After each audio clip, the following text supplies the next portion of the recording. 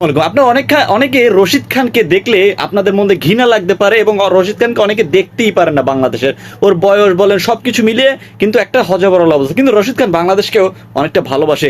Of the field Rashid খানের মতো লোক হয় না, কিন্তু on the field Rashid Khan এবং বিরাট কোহলি দুজনই সমান বললেই চলে। কারণ এটা হচ্ছে ক্রিকেট, এবং বাংলাদেশের কেন করে না, বাংলাদেশের তো করতে মানা করে নাই, নিষেধ করে নাই। সো ওরা ঠিক জাস্ট করে যে ব্যাটসম্যানদের গরম করে দেয়, জাস্ট ব্যাটসম্যানরা খেলে দেয়। সো এই ব্যাপারটা হচ্ছে এরকম। এই কথাটা বাদ দিই, বাংলাদেশকে বলেছে ভাই বাংলাদেশ হচ্ছে আমার বড় ভাইয়ের মতো। বাংলাদেশে বিশ্বসেরা বলার রয়েছে, বাংলাদেশের বিশ্বসেরা অলরাউন্ডার রয়েছে, বাংলাদেশের বিশ্বসেরা ব্যাটসম্যান রয়েছে। সো তাদেরকে ভয় না পাওয়ার এখানে কোনো কারণই নেই।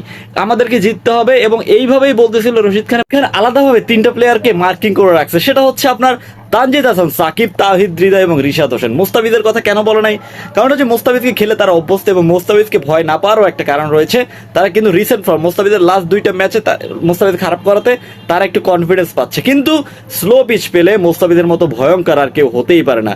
সব থেকে স্পেশালি নামটা যেটা বলছে সেটা হচ্ছে আপনার মাহমুদুল্লাহ রিয়াদ। কারণ এই মাহমুদুল্লাহ রিয়াদ আফগানিস্তানকে বারবার ডুবিয়েছে, এবং বিভিন্ন ওকেশনে ইভেন বিশ্বকাপের মতো মঞ্চে সবসময় আফগানিস্তানকে ভোগানোর একটা বড় নাম হচ্ছে মাহমুদুল্লাহ রিয়াদ। সো এই মাহমুদুল্লাহ রিয়াদকে তারা সামলে খেলবে, এটাই সবসময় বলে আসতেছে রশিদ খান।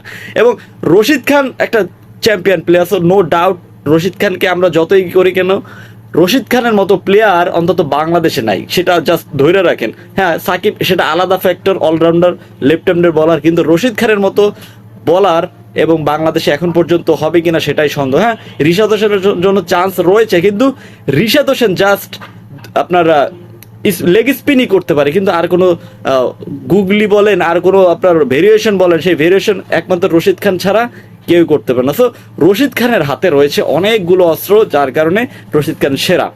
কিন্তু আফগানিস্তানের যে বোলিং লাইন, সেই বোলিং লাইন উতরে কি বাংলাদেশ যেতে পারবে? সো বাংলাদেশ যদি আগে বোলিং করে, সেক্ষেত্রে আফগানিস্তানকে খুব দ্রুত যদি অল আউট করে দিতে পারে এবং খুব দ্রুতই যদি রানটা তাড়া করে জিততে পারে, সেক্ষেত্রে বাংলাদেশের সেমিফাইনালে যাওয়ার অনেক বড় একটা সুযোগ রয়েছে। সো সেই সুযোগ অন্তত মিস দিবে না বাংলাদেশ, সেটাই আশা করতেছি। কিন্তু হাতুরু সিং এর একটা কথা আমার গায়ে লাগছে, সেটা হচ্ছে ভাই আমরা আমাদের টার্গেট ছিল সুপার এইট, উঠে গেছি, কিন্তু এখন যেগুলো হবে সুপার এইটে যে যা জিতবো সেটা হচ্ছে আমাদের বোনাস।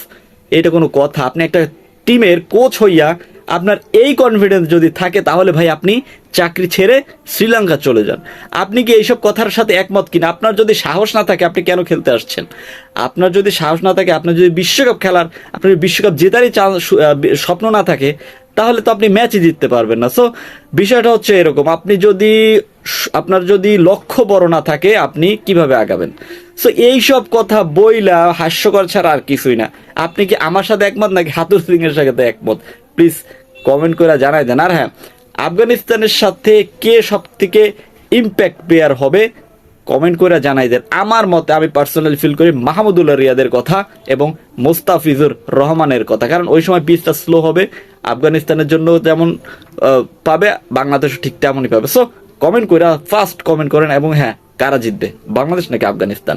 আপনার ফোনে চার্জ অনুযায়ী বাংলাদেশ কত % জিতবে প্লিজ কমেন্ট করে জানিয়ে দিন। আর হ্যাঁ, ভিডিওটি ভালো লাগে থাকলে চ্যানেলটা সাবস্ক্রাইব করে পাশে থাকুন। ধন্যবাদ।